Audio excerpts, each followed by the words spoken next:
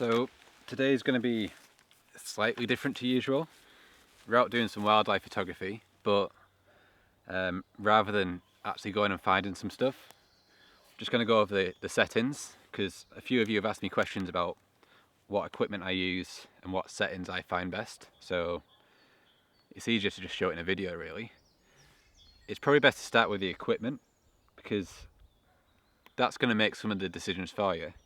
Like I've got the 7D Mark II, and that's a 400 f5.6 lens. It's okay. It's quite a slow lens, the f5.6. That's what I meant about the equipment will make some of the decisions for you, because I can't go any faster than that. So it's not the best for low light situations, but it was all I could afford. I think it was 300 or 400 quid rather than £8,000 for the f2.8 version of it. I tend to shoot on a tripod. I find that's easiest. It's just like a solid base, and it lets you use a slower shutter speed, and that just like brings in extra light that you've lost out on because of the aperture. But one of the questions was, what settings do I like walk around with? Like what's my go-to? And what I tend to do is, I don't know if you can see that on there. Lift this up. So I shoot everything on manual, and I tend to put it on 1/200th of a second at f5.6, and then I adjust the ISO as needed.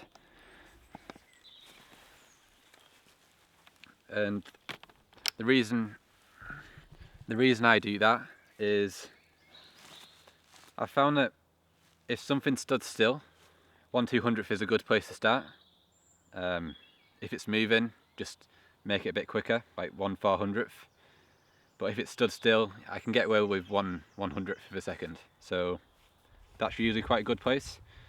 Then the aperture, 5.6, that's the fastest I can go. So if it's, say there was like a single deer here, I could focus on that, that'll be in focus, and then it'll sort of blur out a little bit towards the edges.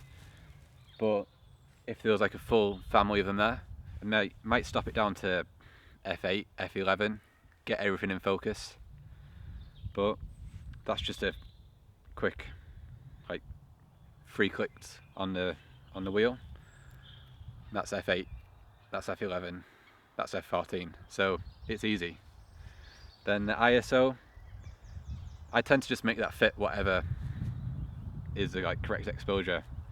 Ideally you want it to be as low as possible, so like under 1,000, but that's not realistic a lot of the time. If you're in the woods like this, there's trees, like all these branches, that just cuts out the majority of the light, so that restricts you in some way. So don't be too scared to increase it.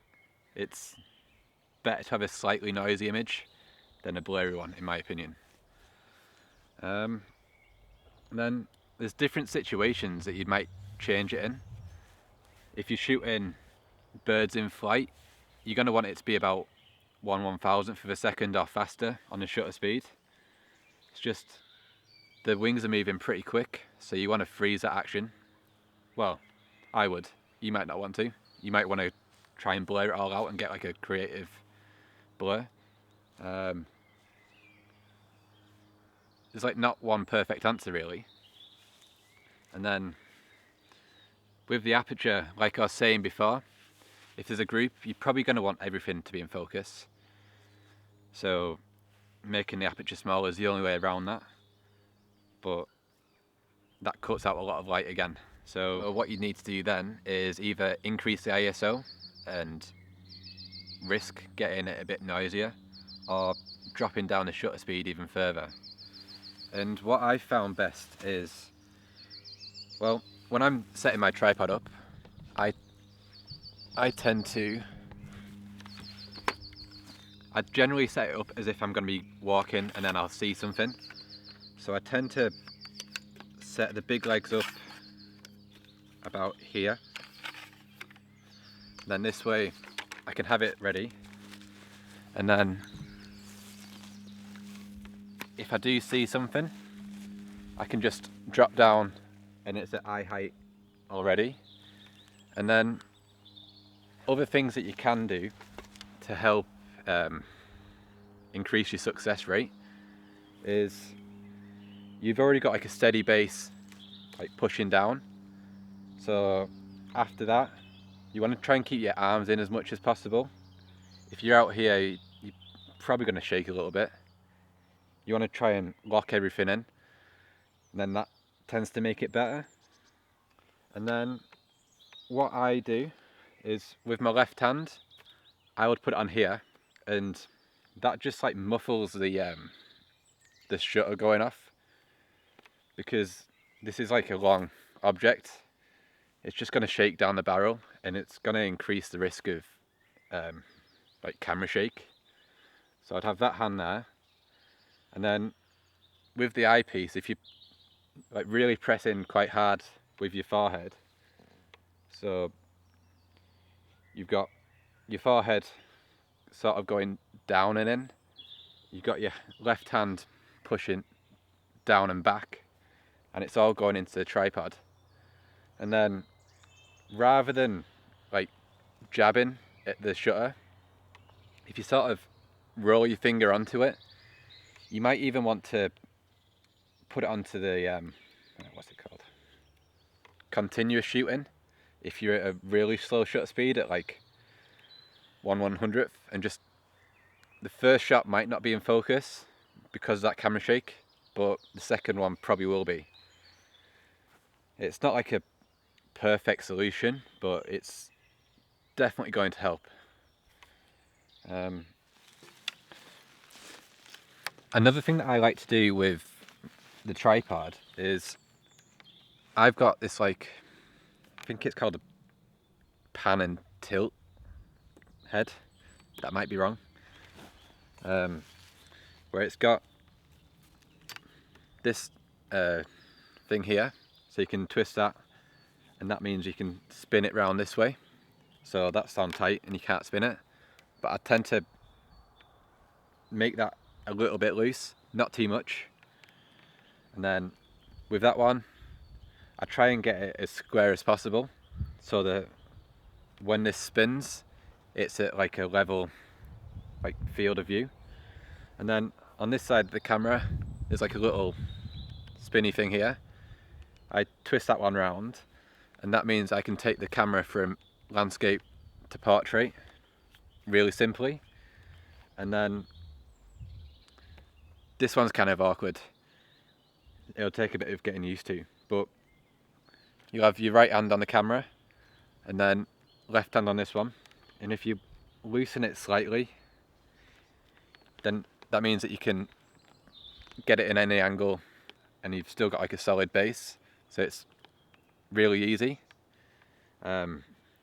Make sure to tighten that one up though, because if you don't, it will just fall down, and if you forget about that and you've still got your head quite close, it really hurts. You can get the gimbal heads, is it a gimbal head? Wimbly head, and that's like a proper bracket, but I think they're quite expensive, and yeah, that's the reason I don't have one.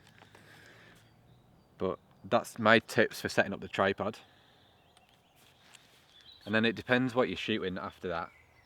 Sometimes kneeling height isn't going to be the best. Sometimes you're going to need to be up above the grass, so then you just lift it up, but that's common sense. I find that's all the main stuff really. I find a solid base is a lot better. Oh, you could do handheld if you wanted. I really struggle, but well,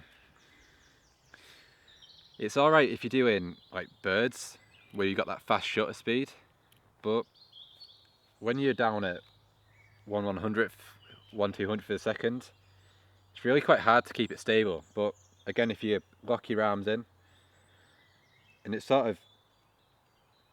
of like these two tripod legs with your arms locked in, and then you like really pull it back with your left arm, and then just try and brace it as much as possible. But if you don't mind carrying the extra weight of a tripod, it will seem quite heavy at first, but you'll get over it. Yeah, you just get stronger eventually. I think what I'm gonna do is do a blog post so I can put some pictures on there and go into more detail on little bits. I think the combination of that and learning how to like stalk and learning what to look out for is going to make a big difference. So you're going to want to learn the techniques. Once you know that, you'll do it without thinking about it. What I did when I first started photography is I used to do a bit of street photography. So I would learn all the numbers. So like on here, so if you see the aperture here, it's at f10, f11, f13, f14, and you just learn all this without really thinking about it. Learning those little bits, it's going to help you in the long run, because if you can walk up to a scene and you already know like roughly where you are on the back of the camera, that's going to make it a lot more simple for when you're actually there ready to shoot. I'm going to attempt to try and find some deer out here. I really want to get them out in the bluebells, so I'm going to have a quick wander around this bit, head over to that side. But yeah, I hope you like the video.